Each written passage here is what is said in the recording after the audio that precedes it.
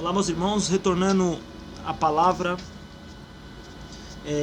falando sobre Jesus no templo, passando por essa prova juntamente com os principais do sacerdote, os escribas, enfim.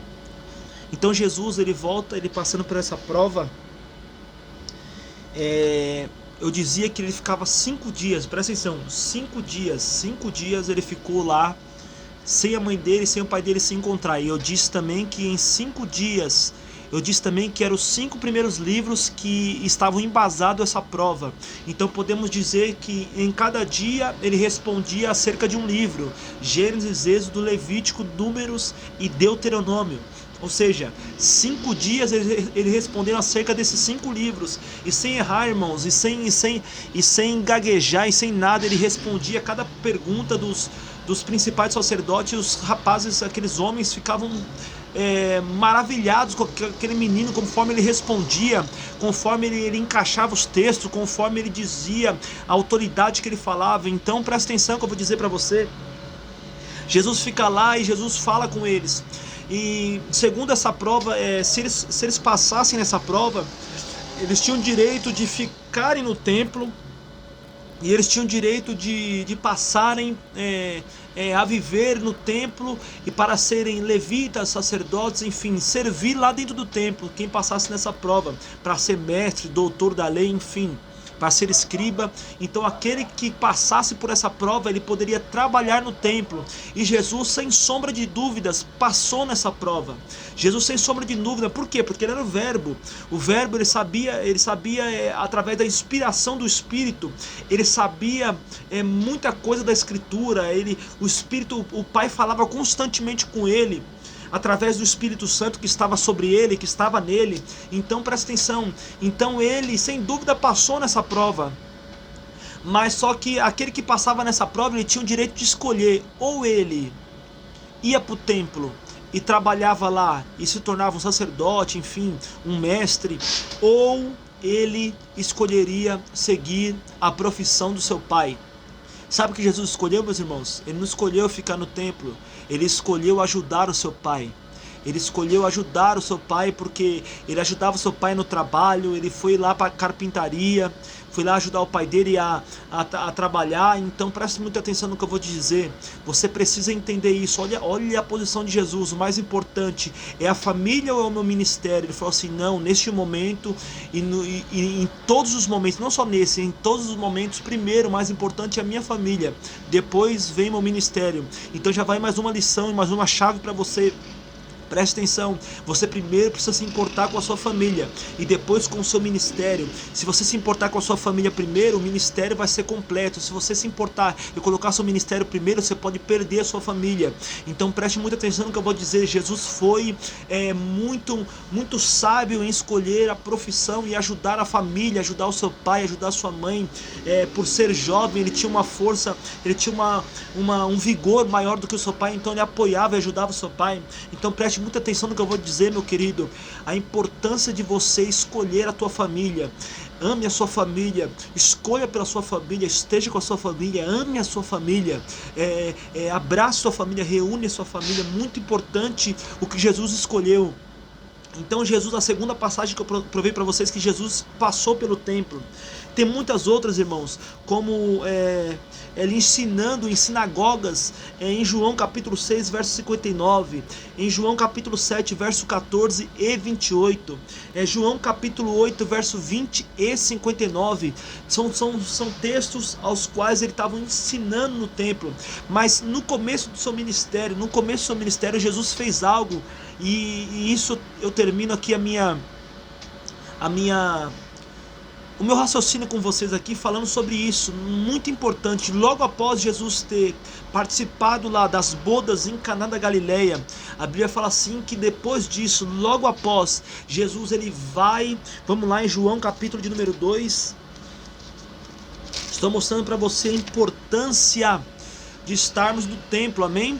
Respeito a sua opinião, você que não quer ir para o templo, respeito você, mas só que eu continuo acreditando que nós necessitamos de ir para o templo, não só por causa que Jesus passou pelo templo, muitos passaram pelo templo, muitos estiveram no templo, amém? E Paulo escreveu cartas para igrejas específicas, para lugares específicos, amém? Que tinha igrejas.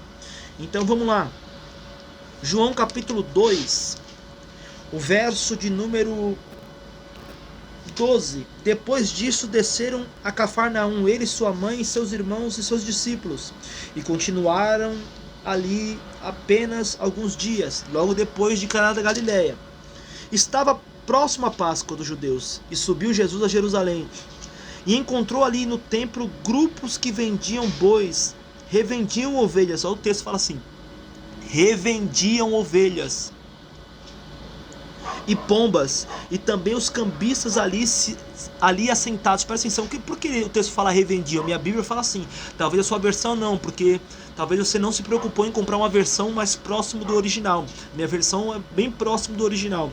Então revendiam, por quê? Porque pessoas levavam seu sacrifício, porque as pessoas saíam da sua casa, levavam seus sacrifícios e davam para o sacerdote, davam para os levitas lá, para representar remissão do seu pecado, amém? Ou para santificar algo, ele levava o seu sacrifício. Por que os cambistas começaram a vender as pombas, os bois, enfim, no templo? Por quê? Os carneiros, por quê? Porque o povo não tinha mais o trabalho de trazer da sua casa o sacrifício e caminhar todo o caminho. Tinha gente que morava muito longe, então ele trazia da sua casa, caminhando por muitos e muitos quilômetros, o seu sacrifício até trazer no templo. Então eles começaram a facilitar, vender sacrifício no templo. Então, por que o texto fala revendiam? Porque chegava uma pessoa de longe, comprava essa pomba, ou esse rolinho, ou esse boi, já ali na porta do templo, ali dentro do templo mesmo, ele já entregava a sua oferta. Eles passavam, davam a volta por trás do templo com o animal e voltava a trazer o animal de novo para vender. Ou seja, eles não sacrificavam aquele animal, eles só davam a volta por trás do templo com o animal e traziam ele para vender de novo para outra pessoa.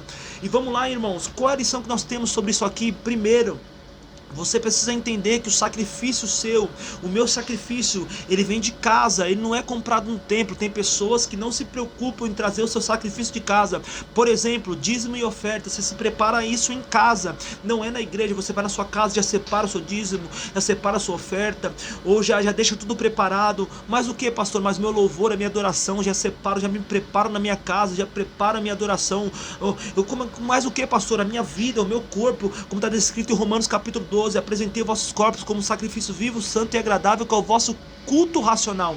Então eu já me preparo, Senhor, prepara meu coração, já fico em jejum, fico ligado. Ou seja, o meu sacrifício tem que vir de casa para o templo, não comprar ele na porta do templo. Hoje muita gente não se preocupa mais em se preparar, em preparar o seu sacrifício da sua casa para o templo. Eles querem fazer algo dentro do templo, eles nem prepararam o seu dia, nem oraram, nem buscaram ao Senhor, eles já querem fazer alguma coisa para Deus lá no templo. Eles querem comprar a sua adoração, comprar o seu sacrifício na porta do templo. E o que acontece, meus irmãos? Isso aí, quem faz isso é cambista, é ladrão, é aquele preguiçoso que não quer trazer o seu sacrifício de casa.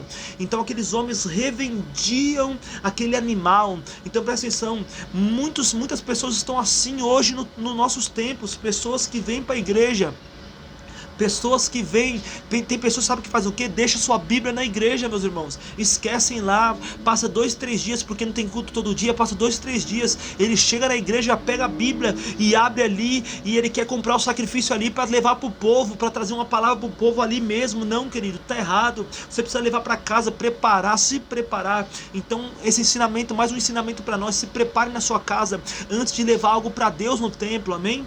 Então vamos lá. Tendo feito um chicote de cordas, expulsou do templo todos os vendedores e as ovelhas e os bois, e espalhou as moedas dos cambistas, derrubando as mesas. Presta atenção, olha o que ele fez. Ele expulsou os que vendiam, e não, presta atenção no que eu vou dizer, hein? E não só expulsou os que vendiam, ele mandou embora também os animais que eles vendiam como oferta. Então presta atenção, Deus não estava recebendo nenhum daqueles animais, senão Jesus deixava os animais lá dentro para ser sacrificado. Então presta atenção, por que Deus não recebia mais nenhum daqueles animais? Porque eles fizeram daqueles animais negócio. sacrifício. Eles não sacrificavam mais, eles vendiam para 5, 6, 10 pessoas o mesmo sacrifício. Então aquilo virou negócio. Então presta atenção, cuidado para a sua adoração não virar negócio. Cuidado para as coisas que Deus te der não virar negócio. Cuidado para a sua igreja não virar negócio. Cuidado para as coisas que você fazer para Deus não virar negócio. Então preste muita atenção. Ele foi e fez o que? Ele expulsou os cambistas que vendiam e ele expulsou também os sacrifícios. Então presta atenção, querido. Deus não se importa com o sacrifício que virou negócio. Ele não recebe. Por isso que Jesus mandou embora. Então presta atenção. Hoje esses dias são dias de limpeza para o nosso templo. Amém? Deus está limpando o templo. Por que Deus está limpando o templo? Aqueles que vendiam, aqueles que faziam das coisas de Deus negócio, aqueles que levavam ofertas para Deus, coisas para Deus por barganha, dava oferta para Deus por barganha. Deus, eu vou te dar aqui para me receber aqui. Não, Deus não quer nada disso. Jesus fez uma grande limpeza. Então presta atenção, hoje são dias de limpeza para os nossos dias, para o nosso templo aqui, esse momento. Estamos aqui, hoje é dia, se não me engano, hoje é dia 19 de maio de 2020. Estamos no meio de uma pandemia. Talvez esse vídeo vai ser visto daqui muitos anos, daqui a alguns anos, daqui a alguns meses, e você vai se lembrar. Então para esses dias, Jesus está limpando os templos. Por isso que poucos cultos estão tendo, e não está tendo muitos cultos nas igrejas, porque Jesus está limpando, Jesus está revendo, Jesus está entrando nos templos para limpar, para tirar, para separar as águas limpas das águas sujas. Então preste muita atenção. Jesus vai para o templo no começo do seu ministério, limpa tudo. E disse aos que vendiam pombas: tirai estes daqui, e não façais da casa de meu pai um mercado. Então seus discípulos lembraram da palavra que está escrito. Essa palavra está escrita no Salmo 69, verso 9. O zelo da tua casa me consumirá. Presta atenção, o zelo pela tua, meu Deus do céu. E tem gente que não quer ir para o templo ainda, meus irmãos. Olha só, o texto fala assim: o zelo da tua casa me consumirá. O zelo pela tua casa, ou pela casa de Deus, pela casa de oração. Jesus disse: a minha casa será chamada casa de oração. A minha casa será chamada casa de oração, se referindo ao templo. Então tem pessoas que não querem ir para o templo. Davi falou assim, presta atenção, Davi falou assim: uma coisa pedi, buscarei, que possa morar na casa do Senhor todos os dias da minha vida. Isso é Velho Testamento, pastor. Tá bom, querido, mas só que ele descobriu algo no templo que a gente talvez não descobriu ainda. Ele descobriu o mistério de estar ali naquele lugar, adorando a Deus, que nós não descobrimos ainda, meu querido. Preste muita atenção no que eu vou te dizer. Preste bem atenção no que eu vou te dizer. Então, em nome de Jesus Cristo, receba essa palavra da parte do Senhor Jesus Cristo. Sim, é importante nós estarmos no templo. Sim, são dias de limpeza no templo. Sim, nós devemos irmos para o templo adorar a Deus, congregarmos junto no templo. Sabe por quê? Porque ali é que nós louvamos, engrandecemos o nome do Senhor Jesus Cristo. É ali que nós adoramos juntos, em comunhão com a igreja. Por que, pastor, não tem milagre hoje? Por que não há mais milagres visíveis como antigamente? Por quê? Porque não há milagres visíveis assim como no Velho Testamento? Por quê? Porque agora Deus fez uma igreja. Igreja não é feita de uma pessoa apenas, não. Igreja é feita de um grupo de pessoas, amém? E só pode haver milagres se esse grupo de pessoas estiver no mesmo espírito. Onde tiver 2 ou mais reunidos no meu nome, ali eu estarei presente. Ou seja, um grupo de pessoas, onde houver um grupo de pessoas, se nós estivermos no mesmo espírito, no mesmo propósito, ligado, assim como em Atos capítulo 1 eles estavam orando pela mesma palavra, pela mesma promessa. O que aconteceu em Atos 2? Eles receberam o revestimento do poder do Espírito. Então presta atenção, o que falta para haver milagres no dia de hoje é a concordância entre nós, a concordância na igreja. Se nós fizermos isso, você que é pastor, que vê esse vídeo, você fazer assim: igreja, eu vou orar por uma pessoa agora, por um enfermo. Quem não crê pode ir embora, pode ir embora. Se você não tem fé, meus irmãos, pode ir embora. Aquele que tem fé, fique aqui, nem que fique 5 ou 6, mas se vocês orarem em concordância, pode ter certeza que o Pai vou-lo concederá a todos vocês. Então preste atenção no que eu vou te dizer.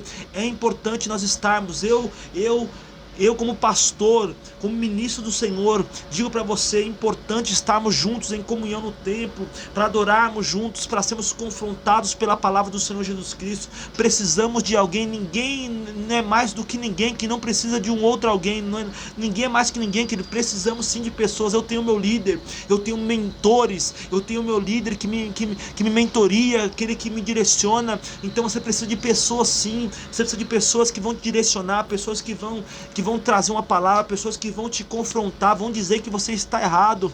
Então presta atenção, é importante nós estarmos juntos. Então eu te mostrei alguns textos que Jesus passou pelo templo.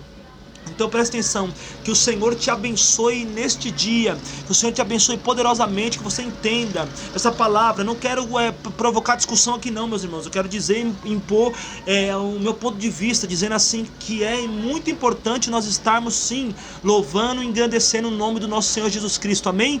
Deus abençoe a todos vocês, um beijão.